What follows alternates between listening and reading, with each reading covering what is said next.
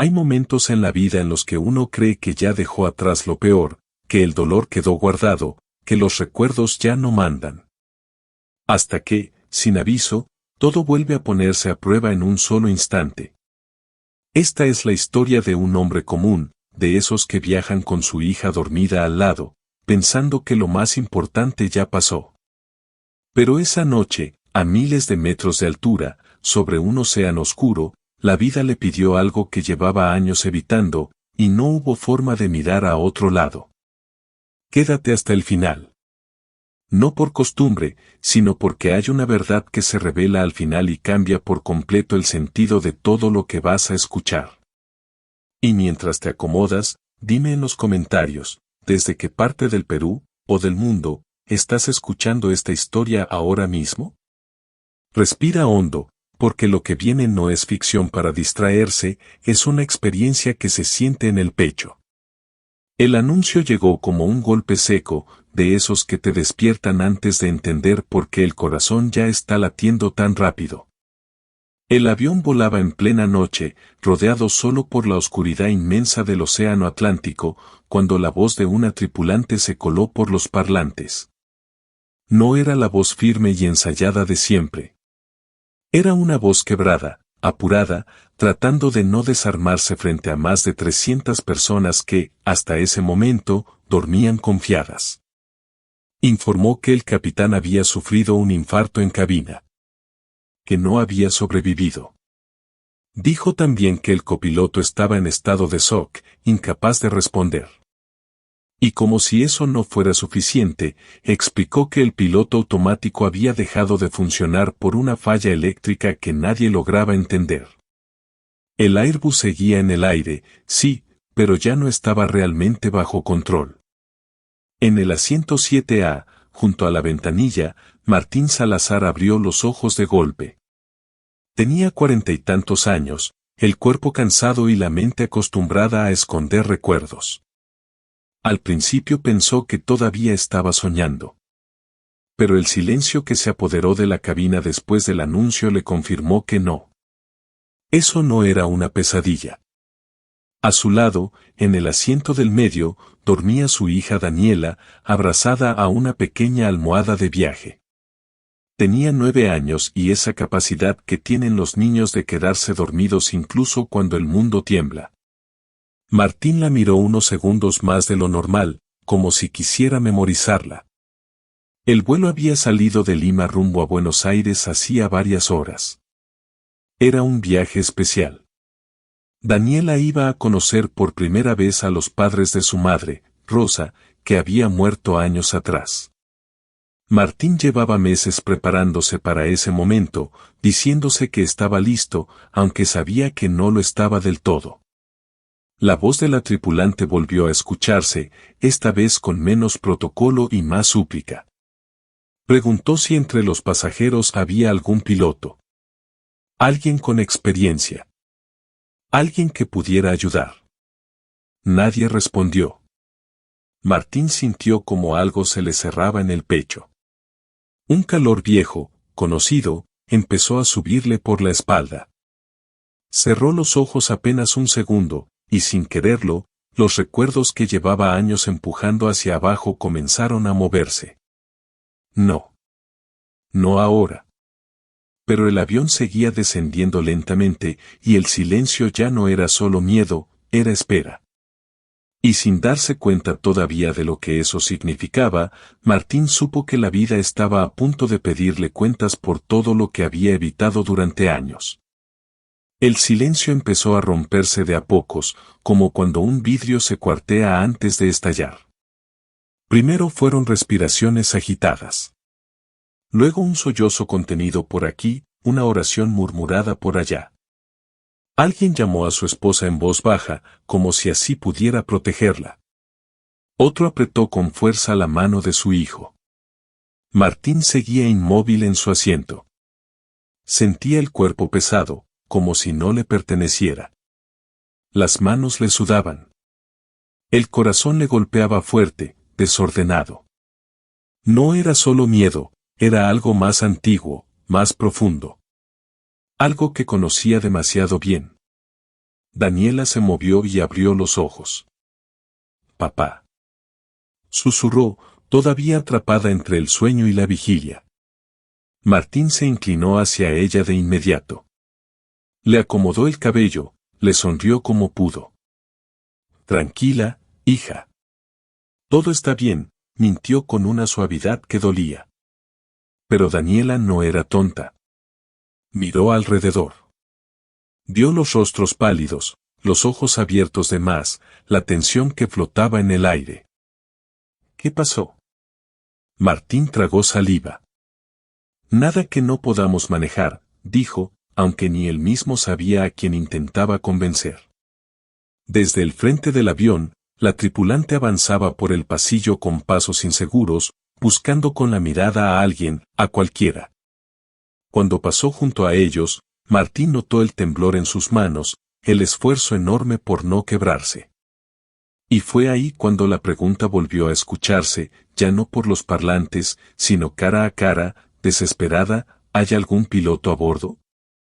¿Alguien que sepa volar? Martín bajó la mirada. Su mente se llenó de imágenes que no había invitado. Cabinas estrechas. Instrumentos iluminados. Voces por radio. Y una noche que había terminado mal, demasiado mal. Habían pasado años desde la última vez que tocó unos controles. Años desde que decidió alejarse del cielo, convencido de que hacerlo era la única forma de seguir vivo, de criar a su hija sin romperse del todo. Daniela lo miró fijo. No con miedo. Con esa confianza limpia que solo tienen los niños cuando creen que su papá puede con todo. «¿Tú sabes de aviones, no?», preguntó en voz baja. Martín cerró los ojos. Ahí estaba. La pregunta que nunca quería escuchar. La puerta que había mantenido cerrada a la fuerza durante tanto tiempo. El avión dio una leve sacudida. Nada grave, pero suficiente para que varios gritaran. Suficiente para que el tiempo dejara de ser una idea abstracta y se volviera urgente. Martín respiró hondo. Miró a su hija una vez más. Y en ese instante entendió algo que le heló la sangre: no decidir también era decidir. El llamado seguía flotando en el aire. Y esta vez, parecía estar dirigido solo a él. Martín sintió que el pasado le caía encima como una ola fría. No fue un recuerdo ordenado. Fue un golpe. Un zumbido en los oídos. El olor imaginario del metal caliente. Las luces de una cabina que ya no quería volver a ver. Durante años había logrado vivir así: despertarse temprano, llevar a Daniela al colegio, trabajar, volver a casa, repetir. Mantener todo bajo control manteniéndose lejos del cielo. Pero el cielo no siempre respeta las distancias. La tripulante volvió a pasar por el pasillo. Esta vez ya no buscaba con los ojos. Preguntaba en voz baja, casi suplicando, como si temiera que hablar más fuerte rompiera algo. Cuando llegó a la fila de Martín, se detuvo un segundo más de lo normal. No porque supiera quién era él, sino porque había aprendido a leer a la gente en momentos límite. «Señor», dijo con cuidado. «Usted». Martín levantó la mirada despacio. Abrió la boca. La cerró. Las palabras no salieron. Daniela le tomó la mano. Estaba fría, pequeña, firme. «Papá», dijo, «tengo miedo». Y ahí se terminó todo. Las excusas. Las promesas que se había hecho. Yo ya no puedo. El miedo de su hija pesaba más que el suyo. Martina sintió apenas, como si el gesto fuera solo para él. Luego miró a la tripulante. «Fui piloto», dijo al fin, con una voz que no parecía suya. «Hace años». Ella no pidió detalles. No había tiempo. Sus ojos se llenaron de algo parecido a esperanza. «Por favor, acompáñeme». Martín se giró hacia Daniela. Le acomodó el cinturón con manos temblorosas. Quédate sentada, ¿sí? Pase lo que pase, no te sueltes del asiento, le dijo, mirándola directo a los ojos. ¿Vas a arreglar el avión?, preguntó ella, intentando sonar valiente. Martín tragó saliva. Voy a intentarlo. Se levantó. El pasillo parecía más estrecho de lo normal, más largo, como si cada paso lo alejara de su hija y lo acercara a algo que había jurado no volver a enfrentar. Sintió las miradas clavadas en la espalda. Nadie dijo nada, pero todos entendieron lo mismo, ese hombre era la apuesta final. Mientras avanzaba, una idea lo atravesó con crudeza, no sabía si podía salvar el avión, pero sí sabía que no podría vivir consigo mismo si se quedaba sentado. La puerta de la cabina apareció al frente, cerrada, pesada, definitiva. Del otro lado estaba el caos. Y también, sin que él lo quisiera admitir todavía, la única forma de dejar de huir. Martín apoyó la mano en la pared, respiró hondo una última vez y dio el paso que llevaba años postergando. La puerta de la cabina se abrió con un sonido seco, metálico, que a Martín le recorrió la espalda como un escalofrío conocido. El aire adentro era distinto. Más frío. Más denso. Ahí no había espacio para el miedo ajeno, solo para decisiones rápidas. El capitán estaba desplomado sobre los controles. El cuerpo quieto, los ojos abiertos, mirando a ningún lado. Martín lo entendió sin que nadie se lo explicara. No había nada que hacer. La muerte había llegado sin pedir permiso, como tantas veces en el aire. A la derecha, el copiloto seguía sentado en su asiento, pero no estaba realmente ahí. Temblaba. Murmuraba frases inconexas.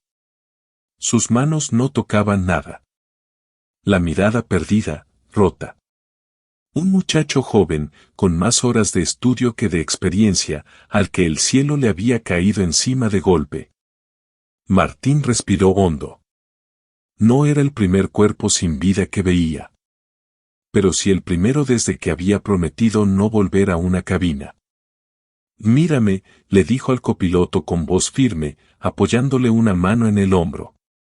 Escúchame. El avión todavía vuela. El muchacho parpadeó, como si despertara de una pesadilla, pero volvió a perderse. Martín no insistió. No había tiempo para eso. Se sentó en el asiento del capitán. El gesto fue automático. Cinturón. Ajuste del respaldo. Manos al frente. El cuerpo recordaba lo que la mente había intentado olvidar durante años. Las luces del panel parpadeaban de forma irregular. Algunas pantallas estaban muertas. Otras mostraban datos incompletos. La altitud bajaba lento, pero constante. Demasiado lento para que alguien lo notara sin saber leerlo, y demasiado constante para ignorarlo. Bien, murmuró para sí. Tranquilo. Miró por el parabrisas. Nada. Solo la negrura del Atlántico, infinita, silenciosa, esperando abajo. En ese instante, un pensamiento le cruzó como un rayo, Daniela. Su hija sentada sola, creyendo en él. Martín apretó los labios. No había margen para el pasado. No había espacio para la culpa. Eso vendría después, si había un después. Tomó el control manual. Sintió la resistencia conocida bajo las palmas. El avión respondió apenas, como un animal grande que todavía no decide si obedecer o no. Aquí estoy, susurró, más para sí que para nadie. No te voy a soltar. Y mientras ajustaba los primeros parámetros, con el pulso firme por fuera y el caos rugiéndole por dentro, Martín entendió algo con claridad brutal. No estaba luchando solo contra una falla técnica, estaba pilotando directo hacia el corazón de sus propios fantasmas. El primer segundo fue puro instinto. El segundo, memoria. El tercero, decisión. Martín enderezó el rumbo con movimientos suaves, casi cariñosos, como si el avión pudiera sentir el miedo y se asustara más si lo trataban con brusquedad. El descenso se frenó apenas, lo justo para que la aguja dejara de caer como una condena lenta. Respira, se dijo en voz baja. Uno a la vez. Buscó comunicación con tierra. La radio respondió con interferencias, chasquidos secos, silencios largos que no prometían nada bueno. Probó otra frecuencia. Luego otra. Finalmente, una voz lejana, distorsionada, apareció entre el ruido. «¿Vuelo? ¿Me reciben?», dijo Martín, midiendo cada palabra. Del otro lado tardaron en responder. Demasiado. Cuando lo hicieron, fue como escuchar un salvavidas inflarse en mitad del mar. Le pidieron identificación. Altitud. Estado de la nave.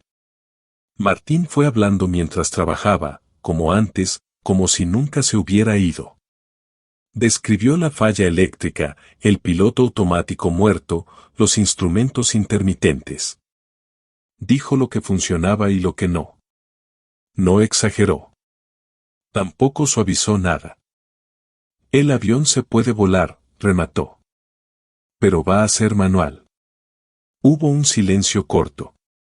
Luego, una voz más firme. De acuerdo. Quédese con nosotros. No lo vamos a soltar.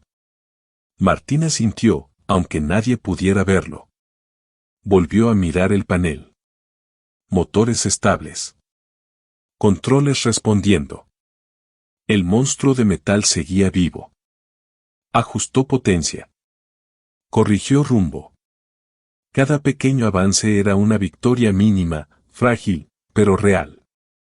Por un instante, mientras las estrellas reaparecían entre las nubes, Martín sintió algo que no esperaba: claridad. No calma total, no alivio, pero sí foco. El mundo se había reducido a lo esencial. Altitud. Velocidad. Rumbo.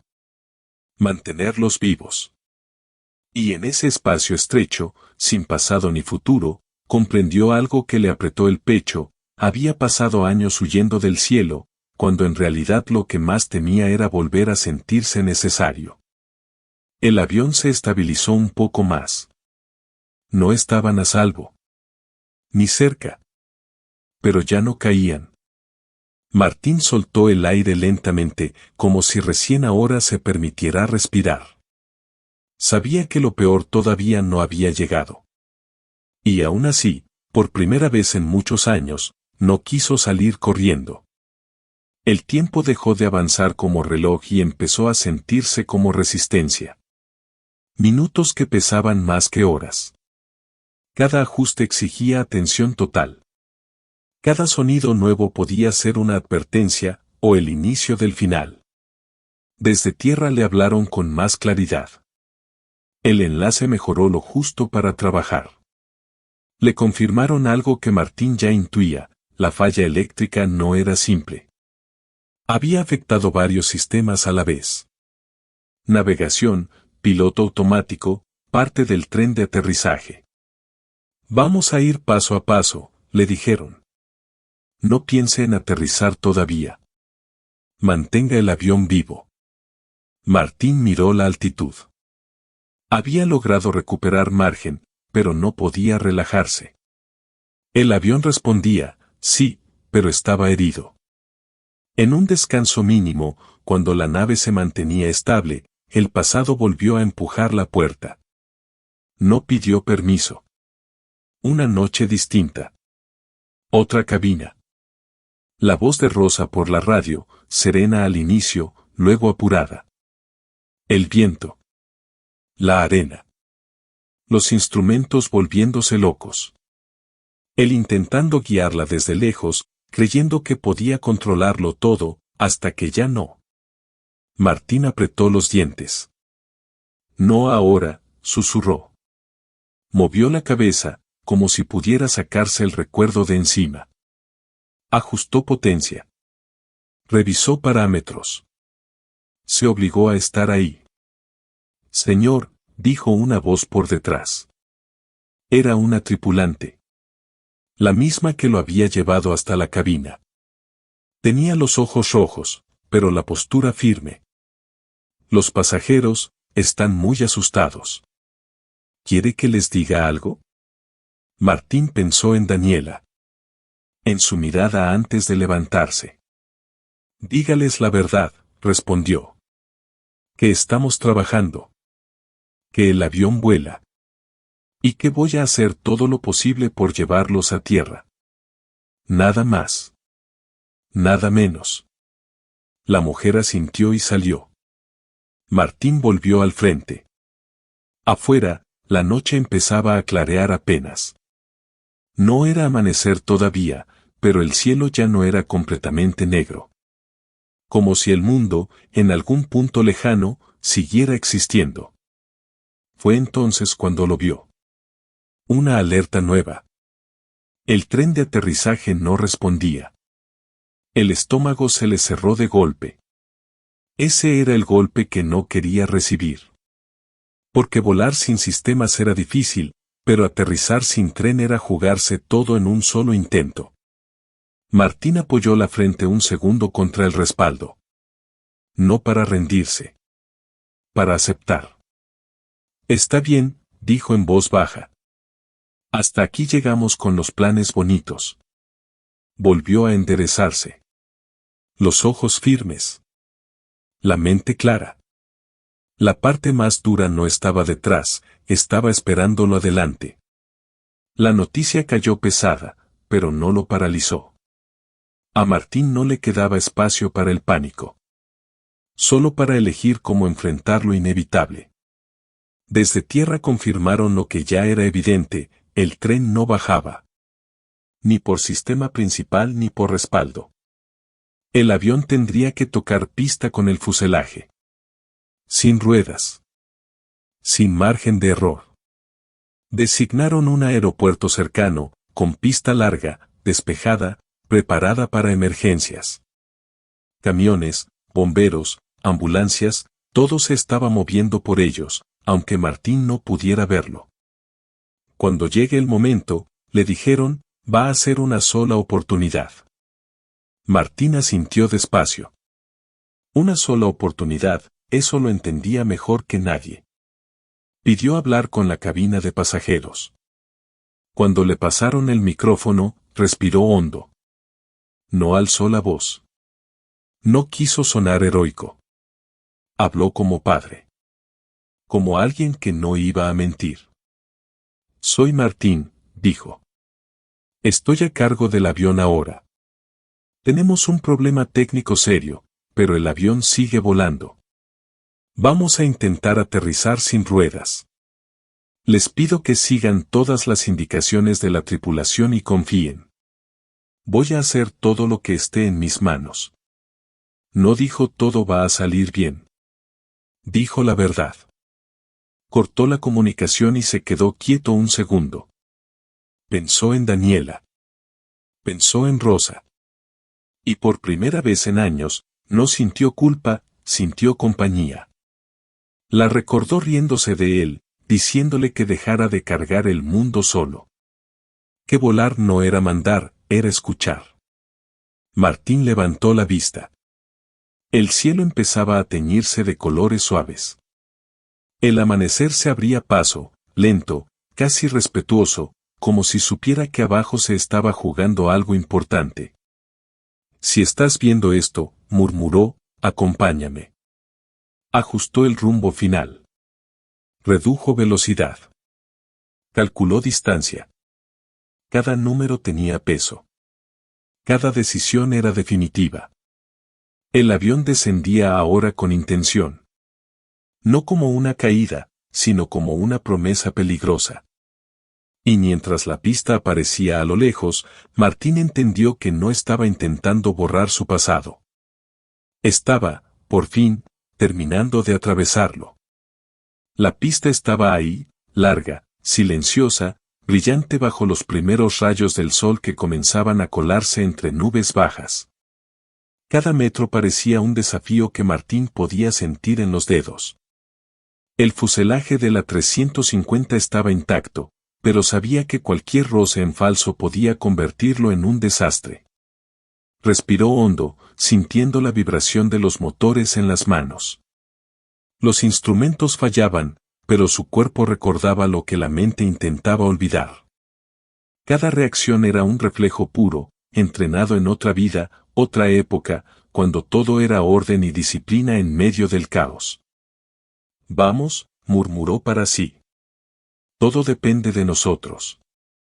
Comenzó la aproximación final. El avión descendía con suavidad relativa, pero no había margen de error. Sabía que el tren de aterrizaje no respondía. Cada segundo era un cálculo de fricción, velocidad, fuerza, y sobre todo, esperanza. Desde la cabina podía ver los camiones de bomberos preparados, las luces intermitentes, los equipos de emergencia listos para recibirlos. No había vuelta atrás. Martín ajustó la inclinación. Giró el timón con precisión quirúrgica. Sintió cómo la enorme máquina metálica respondía a sus manos, confiando en el piloto que creía muerto, en el hombre que había huido de su propia historia durante 7 años. Afuera, el océano todavía brillaba en la oscuridad, un recordatorio silencioso de lo que podía haber sido. Pero dentro de la cabina, la respiración de Martín era firme. Cada pulso era calculado. Cada mirada a los instrumentos, cada ajuste, cada segundo, era la diferencia entre volver a abrazar a su hija o no. Martín miró de reojo el asiento vacío del copiloto. No había tiempo para lamentarse. Solo había tiempo para actuar. Y mientras alineaba el avión con la pista, un pensamiento lo atravesó.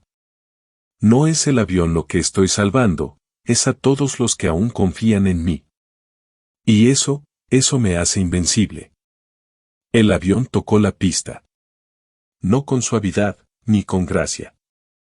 Con un estruendo que hizo vibrar cada fibra del fuselaje y un chirrido metálico que parecía querer despedazar todo a su paso. Martín sintió como el cuerpo de la nave raspaba el asfalto. Chispas volaron a los lados. Los frenos rugieron. Cada segundo parecía eterno, y cada metro ganado era una pequeña victoria. Adentro, los pasajeros permanecían en sus asientos, tensos, aferrados a los apoyabrazos. Nadie respiraba hasta que el avión comenzó a frenar. Una vibración enorme recorrió toda la cabina. Martín ajustó palancas, controló la dirección, mantuvo la calma mientras la nave parecía desafiarlo con cada movimiento inesperado. Casi, susurró, concentrado, midiendo la distancia hasta el final de la pista. Finalmente, tras casi 2 kilómetros de fricción, el A350 se detuvo. El silencio fue absoluto. Por un instante que pareció eterno, nadie se atrevió a mover un músculo. Luego, como una explosión contenida que necesitaba salir, un aplauso rompió todo. Primero tímido, luego un rugido que llenó la cabina de alivio, gratitud y emoción pura. Martín respiró hondo, dejando que la tensión se desbordara en un suspiro largo. Se giró y vio a Daniela, con los ojos llenos de lágrimas, mirándolo con la confianza intacta que solo los hijos pueden ofrecer. Se acercó a ella, la abrazó fuerte, y por primera vez en años, dejó que las lágrimas corrieran. No por él, no por el miedo, por todo lo que había sobrevivido y por todo lo que aún podía vivir. La tripulación lo miraba con respeto y asombro.